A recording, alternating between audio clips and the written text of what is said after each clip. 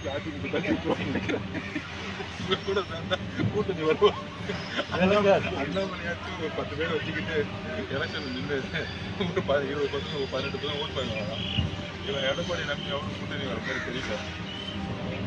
எதிர்க்கட்சி தலைவர், முன்னாள் முதலமைச்சர் அப்படின்னு கூட பார்க்காம, ஒரு மூத்த அரசியல்வாதி கூட பார்க்காம, அவன் இவன் உரிமையில பேசுவதும். தவேகாவை பொறுத்த மட்டும் அவங்க ஏற்கனவே அதிமுகவோட ஒரு கூட்டணிக்கு ட்ரை பண்ணி பார்த்தாங்க. அதிமுக அவங்கள விரும்பினாங்க, 2 பேரும் பேசி பார்த்தாங்க. ஆனால் தவேகா கூட்டணிக்கு அழைப்பு விடுத்த கட்சி தானே தாவேகா. இப்ப வரைக்கும் ஒரு கட்சியாவது வந்திருக்கா தாவேகாக்கு. அப்படி இருக்கக்கூடிய நிலைமையில நீங்க விமர்சிக்கிறதுக்கு ஆதவர்ஜுனா போன்றவர்கள் வந்து ஒரு டைம் சர்வர்ஸ். அவங்களாம் வந்து அவங்களுடைய தேவைகள் இருக்கோ அதுக்கேற்ற யார் இவர் வந்து நீங்கள் விஜய்க்கே ஒரு ஆலோசகராக போகிறது. விஜய்க்கே அப்புறம் விடுதலை சிறுத்தைகளை வந்து கூட்டின்னு வந்துடணும் எப்படியாவது அங்கேருந்து அப்படின்னு நினைக்கிறாரு. அதை தேர் இழுத்து விஜய் அவர்களுக்கு பலம் சேர்ப்பாங்களா புசி ஆனந்த் அவர்களும் ஆதவர்ஜுனா அவர்களும்? ஆனால் ரொம்ப கம்மியாக. அதெல்லாம் யாரும் அவங்களுக்கு எப்படி தமிழ்நாட்டில் எத்தனை பேருக்கு தெரியும்?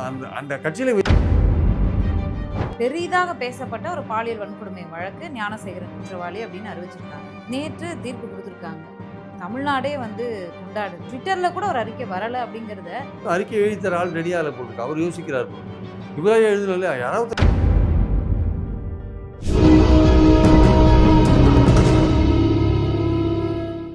டேக் ஒன் நேயர்களுக்கு வணக்கம். நிகழ்ச்சியில் சிறப்பு விருந்தினராக மூத்த பத்திரிகையாளர், அரசியல் விமர்சகர் பிரியன் சார் இணைந்திருக்காங்க. வணக்கம். விஜய் ஆரம்பத்தில் எல்லாரும் காமெடியாக பேசிட்டு இருந்தாங்க. ஆனால் அது வந்து சீரியஸாக போகிற மாதிரி ஆதவர்ஜுனா தேர்தல் மேலாண்மை பொதுச் செயலாளர் ஆதவர்ஜுனா, தாவைக்கானுடைய பொதுச் செயலாளர் புசி ஆனந்த் 2 பேரும் வந்து கேமரா வருதுங்கிறதே வந்து தெரியாமல், வீடியோ எடுக்கிறாங்கன்னே தெரியாமல் பேசின ஒரு விஷயம் தான் வந்து இன்னைக்கு சர்ச்சையாகி மன்னிப்பு கேட்குற அளவுக்கு போய் பிஜேபி அதிமுக தான் ஜெயிக்கும்னு நினைக்கிறேன். இவர் கூட சேர்ந்தா கூட்டணி வரும். அண்ணாமலையாச்சும் ஒரு 10 பேர் வச்சுக்கிட்டு எலெக்ஷன் நின்று ஒரு 20% 18% ஓட் பண்ணுவாங்க. இவன் எடப்பாடி நம்பி அவனும் கூட்டணி வர மாதிரி தெரியல. கேமரா இல்லைன்னா அப்போ என்ன வேணால் பேசுவாங்களா அப்படிங்கிற ஒரு கேள்வியும் இருக்குது. எதிர்க்கட்சி தலைவர், முன்னாள் முதலமைச்சர் அப்படின்னு கூட பார்க்காம, ஒரு மூத்த அரசியல்வாதின்னு கூட பார்க்காம, அவன் இவன் உரிமையில் பேசுவதும், அந்த வீடியோவில் கூட அண்ணாமலை அவர்களை ஏற்றி பேசுவதும், எடப்பாடி அவர்களை வந்து ரொம்ப மட்டம் தட்டி பேசுவதுமான ஒரு வீடியோ வெளியாயிருக்கு. ஏன் இந்த தேவை என்ன அவங்களுக்கு? இல்லை, அவங்க வந்து தவேகாவை பொறுத்த மட்டும் அவங்க ஏற்கனவே அதிமுகவோட ஒரு கூட்டணிக்கு ட்ரை பண்ணி பார்த்தாங்க. அதிமுக அவங்கள விரும்பினாங்க, 2 பேரும் பேசி பார்த்தாங்க. ஆனால் தவேகா வந்து பாதிக்கு பாதி இடங்கள் கேட்டாங்க, ஆட்சியில் அதிகாரத்தில் பங்கு கேட்டாங்க. அது அவங்களால முடியாது, எங்கள் கட்சி ஒரு பெரிய பிரச்சனை வந்து அது மாதிரிலாம் பண்ணாலும் அவங்க விலகி போயிட்டாங்க.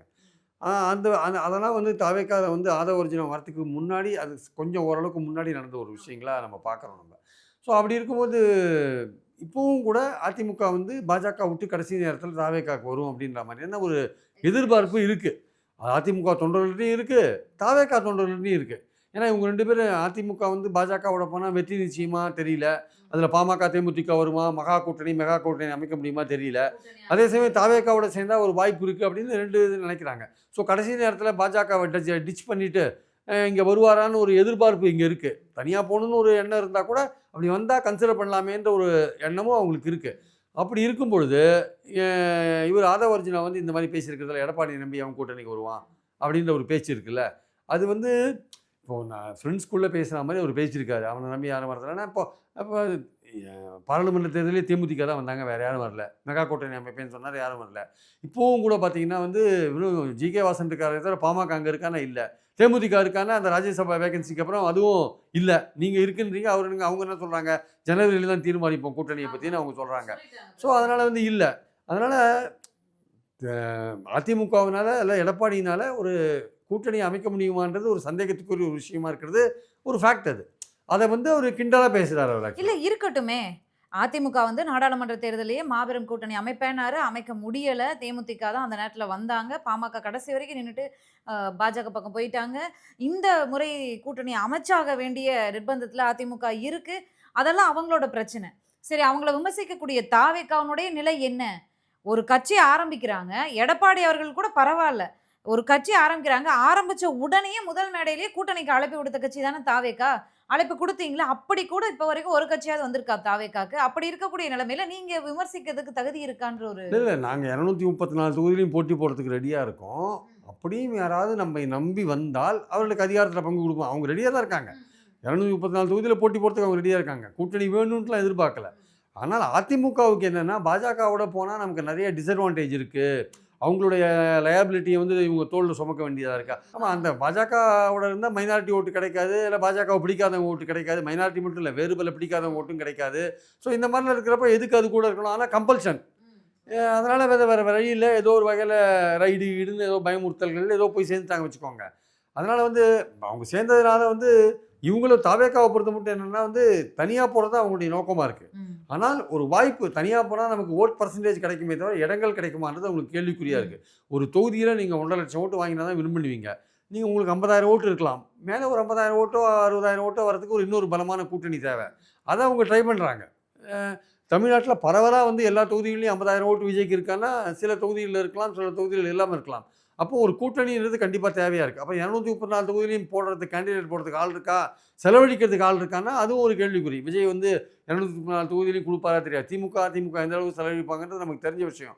அந்தளவுக்கு அவங்களுக்கு செல்வாக்கு இருக்கா, அங்கே போட்டி போடுறவங்கலாம் வசதியானதான் அங்கே இருக்கானாலாம் கேள்விக்குறி. அதனால் அவங்களுக்கு ஒரு கூட்டணி அமைந்தால் பெட்டர்னு கூட அவங்க நினைக்கலாம். ஆனால் தனியாக போகிறது, தனியாக போய் தன்னுடைய செல்வாக்கை தெரிஞ்சுக்கிறதுன்ற ஒரு ஆசையும் அவங்களுக்கு இருக்குது. அது கடைசி நேரத்தில் எப்படி முடிவு பண்ணுவாங்கன்னு தெரியாது. ஸோ இந்த சூழல் இப்படி இருக்கும்போது ஆதவ அர்ஜுனா போன்றவர்கள் வந்து ஒரு டைம் சர்வர்ஸ். அவங்களாம் வந்து அவங்களுடைய தேவைகள் என்ன இருக்கோ அதுக்கேற்றபடி பிஹேவ் பண்ணுறவங்க. டிஎம்கேல இருந்தாங்க, டிஎம்கேலேருந்து ஏதாவது எம்பி எம்எல்ஏ போஸ்ட் கிடைக்குமா பார்த்தாங்க. அந்த பிரசாந்த் கிஷோரோட வேலை செஞ்சாங்க, கோஆர்டினேட் பண்ணார். அதில் ஏதாவது வாய்ப்பு கிடைக்குமா பார்த்தாங்க. மார்ட்டினோட மருமகனாக இருக்கிறதுனால அவங்களும் வச்சுருந்தாங்க. மார்ட்டின் நன்கொடை கொடுக்குறாருல, சரி இருக்கட்டும்னு பார்த்தாங்க. ஆமாம், வாங்கியிருக்கு. நன்கொடை கொடுத்தா கூட உனக்கு பதவி கொடுக்க மாட்டேன்னு திமுக சொல்லிட்டாங்க.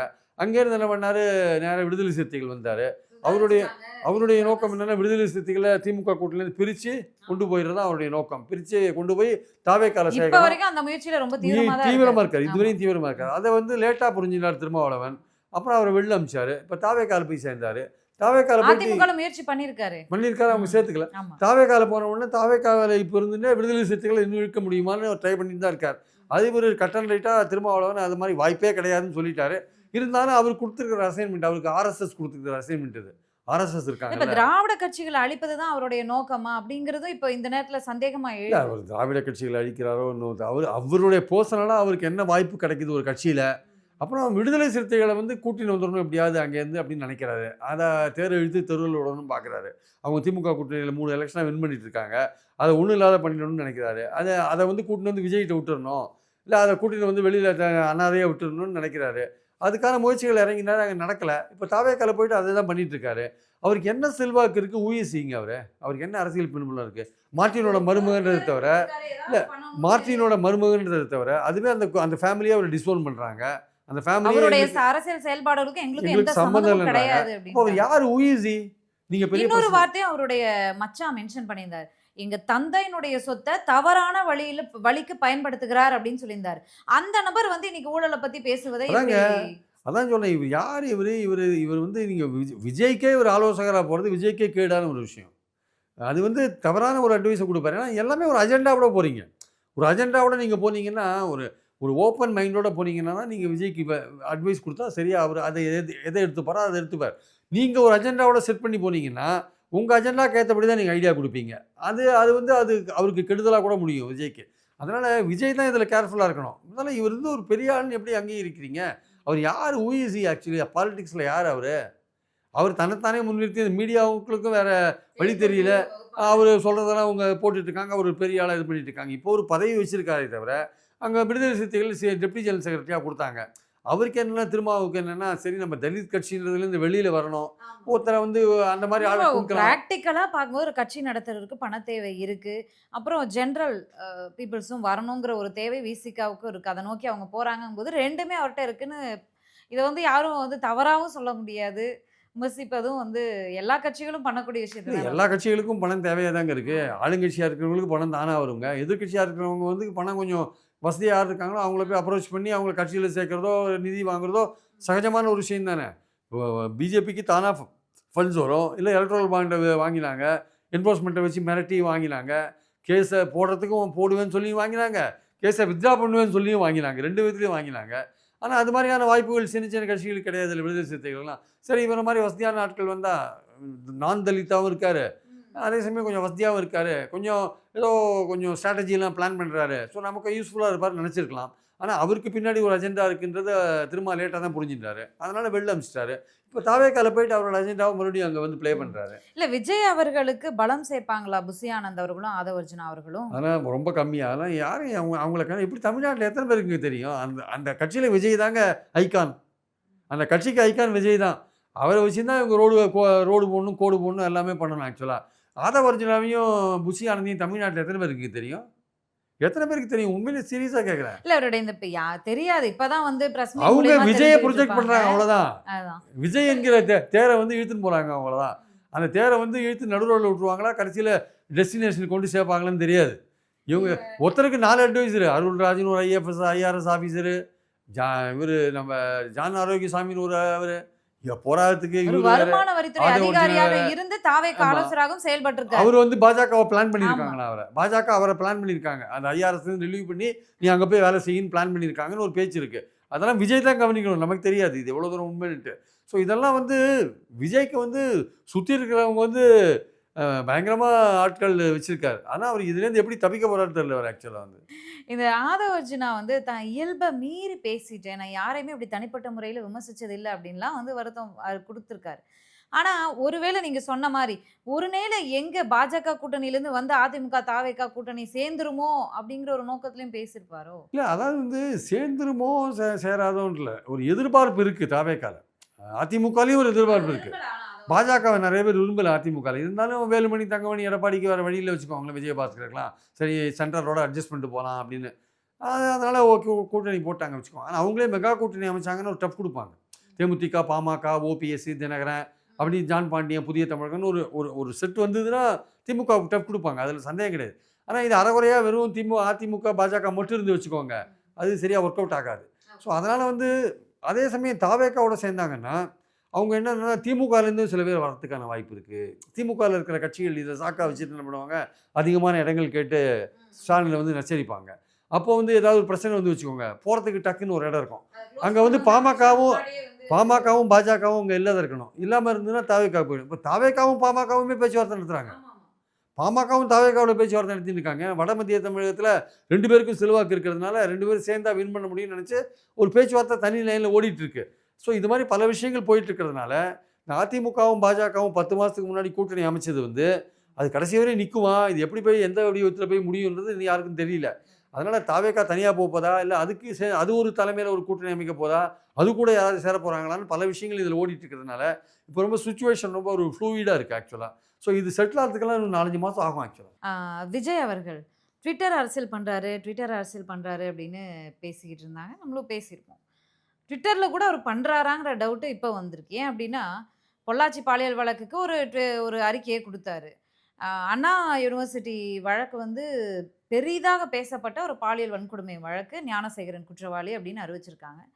இந்த குற்றவாளின்னு அறிவிச்ச அன்னைக்கு ஒரு ட்வீட் போட்டிருக்காரு. அந்த ட்வீட்டும் நான் உங்ககிட்ட முன்னாடியே படித்து காட்டின மாதிரி, நிர்வாக திறனற்ற தோல்வி சந்தித்த முதல்வர் அவர்களுடைய இந்த ஆட்சிக்கு இது ஒரு எடுத்துக்காட்டு அப்படிங்கிற மாதிரி திமுக வந்து எவ்வளோ முயற்சிகளை மறைக்கிறதுக்கு, இந்த வழக்கை மறைக்கிறதுக்கு எடுத்தாங்க, அதையெல்லாம் தாண்டி வந்து நீதி கிடைச்சிருக்கு அப்படிங்கிறத வந்து மென்ஷன் பண்ணியிருக்காரு. இது ஒரு விஷயம். இதெல்லாம் தாண்டி நேற்று தீர்ப்பு கொடுத்துருக்காங்க. தமிழ்நாடே வந்து கொண்டாடுது. அதை தாண்டி பல்வேறு விமர்சனங்கள், கேள்விகள் எதிர் தரப்பில் எடுத்திருக்காங்க. ஒரு அறிக்கை ட்விட்டரில் கூட ஒரு அறிக்கை வரலை அப்படிங்கிறத இதை எப்படி எடுத்துக்கிறது? ஆளுநரையெல்லாம் போய் பார்த்து மனு கொடுத்தாரே, அவ்வளோ அக்கறை உள்ள நபர் ஏன் இந்த தீர்ப்பை வரவேற்கிறேன் இல்லை வரவேற்கலன்னு கூட ஒரு ரிப்ளைவே வரலையே? இல்லைங்க, இப்போ நம்ம பேசிட்டு இருக்கிற இந்த நிமிஷம் வரையும் அவர்கிட்ட தண்டனை கொடுக்கப்பட்ட விஷயத்தில் அவர்கிட்ட எந்த அறிக்கையும் வரல. ஒருவேளை வந்து 28ஆம் தேதி நீதிபதி தீர்ப்பு கொடுத்தாங்க இல்லையா, அப்போ ஒரு வெளியிட்டார்ல ட்விட்டரு, அதோட போருன்னு நினைக்கிறாரா இல்லையான்னு தெரியாது. ஆனால் இதுக்கப்புறம் வந்து மற்ற எதிர்க்கட்சிகள் பல விதமான சந்தேகங்களை கிளப்புறாங்கல்ல, அண்ணாமலை போன்றவர்கள்லாம் சந்தேகங்களை கிளப்புறாங்க. யார் இந்த சார் இன்னும் விடமாட்டேன்றார், எடப்பாடி விடமாட்டேன்றார், யார் இந்த சார் விடமாட்டேன்றாரு. ஸோ அண்ணாமலை சொல்கிற விஷயங்களோ இல்லை எடப்பாடி யார் இந்த சார்னு கேட்குறதோ, அந்த மாதிரி ஒரு எதிர்க்கட்சியாக இருந்து கூட எந்த கேள்வியும் அவர் இதுவரையும் கேட்கறதுக்கு ரெடியாக இல்லை. இவங்க 2 பேரும் பேசுகிறோம், அதுக்கப்புறம் நம்ம பேசணும்னு காத்திருக்காரான்னு என்னோட. அது வந்து அவங்க பேசுறதே திருப்பி பேசுறதுல என்னங்க பிரயோஜனம் இருக்குது? நீங்கள் ஒரு கட்சி நடத்துறீங்க, உங்களுடைய கருத்தை நீங்கள் முன்னாடி வைக்கணும். மற்றவங்க என்ன சொல்கிறாங்கன்னு பார்த்துட்டு நீங்கள் உங்கள் கருத்தை வைக்க வேண்டிய அவசியம் இல்லை. ஒரு எதிர்க்கட்சியாக இருந்து உங்கள் கருத்தை நீங்கள் முதல்ல சொல்ல வேண்டாமா? நீங்கள் நான் தான் திமுகவுக்கு நேர் எதிரான, எனக்கும் திமுகவுக்கு தான் போட்டின்னு தானே சொல்கிறீங்க. அப்போ நீங்கள் ஒரு பிரின்சிபல் எதிர்க்கட்சியாக உங்களை நீங்கள் முன்னிலைப்படுத்தும் போது நீங்கள் உடனே ரியாக்ட் பண்ணணும்ல. நீங்கள் உடனே ரியாக்ட் பண்ணலைன்னா இல்ல அப்போ அந்த அறிக்கைக்கும் இன்னைக்கு வரக்கூடிய தீர்ப்பையும் மென்ஷன் பண்ணி பார்க்கும்போது, திமுக நிர்வாகியான ஞானசேகரன் அப்படின்னு சொல்லியிருக்காரு. அங்கேயே ஒரு முரண் இருக்கு. வேற ஞானசேகரன் ஐடி கார்டுலேருந்து எல்லாத்தையும் எந்த அளவுக்கு இறங்கி ப்ரூவ் பண்ண முடியுமோ அதை ப்ரூவ் இவர் பண்ணா வந்து கூட இந்த இப்போ குற்றம் சாட்டப்பட்டு ஜெயிலில் இருக்கிற ஞானசேகர் திமுக அனுதாபியாக இருக்கு. அனுதாவின் முதலமைச்சரே சொல்லிட்டாரு. அவர் ஆமாம். இவர் கிடையாது அப்படின்னு. அது ஒரு விஷயம். இன்னொன்னு தாமாக அதாவது திமுக வந்து எவ்வளவோ இந்த வழக்க மறைக்க முயற்சித்தது. ஆனா தாமாக முன் வந்து நீதிமன்றமே எடுத்து இந்த வழக்க நடத்தி இருக்கிறதுக்கு பாராட்டுக்கள்னு சொல்லியிருக்காரு. தாமாக முன் வந்து அந்த தாமாக வழக்கு ஒன்றும் இல்லைங்க. ஒரு எடுத்திருக்காங்களா? வரலட்சுமின்ற ஒரு அம்மா கேஸ் போட்டாங்க, சிபிஐ கேஸ். அதுக்கு நீதியரசர் சுப்பிரமணியம் பெஞ்ச் என்ன பண்ணாங்க, இதுக்கு வந்து எஸ்ஐடி போட்டால் போகிறோம் அப்படின்னு அவங்க தான் எஸ்ஐடி போட்டாங்க.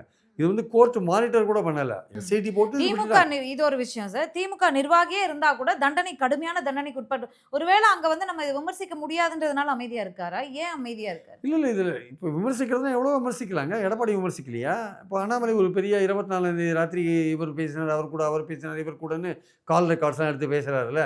அவங்க என்ன பேசினாங்க, இவங்க என்ன பேசினாங்கன்னு அந்த அளவுக்கு கூட இன்வெஸ்டிகேட் பண்ண வேண்டாம். அவர் ஒரு போலீஸ் ஆஃபீஸராக இருக்கிறதுனால இதை பண்ணுறாரு வச்சுக்கோங்க. இவங்க வந்து யார் அந்த சாருக்கு விடை கிடைக்கலன்னு கூட அறிக்கை விடலாமே. தைரியம் இருந்தால் சொல்லலாம். நெகட்டிவா கொடுக்கறதுக்கு கூட ஆமாம், வாய்ப்பு இருக்கு. நீதிமன்றம் வந்து ஒரு தீர்ப்பு வழங்கியிருக்கு, நான் வரவேற்கிறேன். இருந்தாலும் யார் அந்த சாருக்கு விடை கிடைக்கல, அது வந்து இன்னும் தீர விசாரிக்க வேண்டிய அவசியம் இருக்குன்னு கொடுக்கலாமே. அப்போ அவங்க ஏதோ யோசிக்கிறாங்க. இன்னும் அறிக்கை எழுதித்தர ஆள் ரெடியாக போல் இருக்கு. அவர் யோசிக்கிறார் போல் இருக்கு. இவராக எழுதணும் இல்லை, யாராவது எழுதி தரணும்ல. அறிக்கை எழுதுறதுக்கு என்ன எழுதணும்னு தெரியலையோன்னு தெரியல, அவர் யோசிக்கிறாருன்னு நினைக்கிறேன். ஸோ அவருடைய கட்சியை பொறுத்த மட்டும் அறிக்கை எழுதி தந்தால் அதை வெளியிடுவார், அவ்வளோதான்.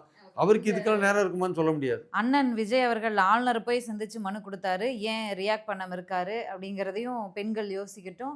அண்ணாமலை அவர்கள் வந்து இவ்வளோ பாயிண்ட் அடுக்கக்கூடியவர், அண்ணன் சகோதரியா நான் நிற்பேன் அப்படின்னு சொன்னவர் ஏன் வழக்கு நடந்த நேரத்தில் நீதிமன்றத்தை நாடலை அப்படிங்கிறதையும் பெண்கள் யோசிக்கட்டும். உங்களுடைய நேரத்துக்கு மிக்க நன்றி சார். நன்றி.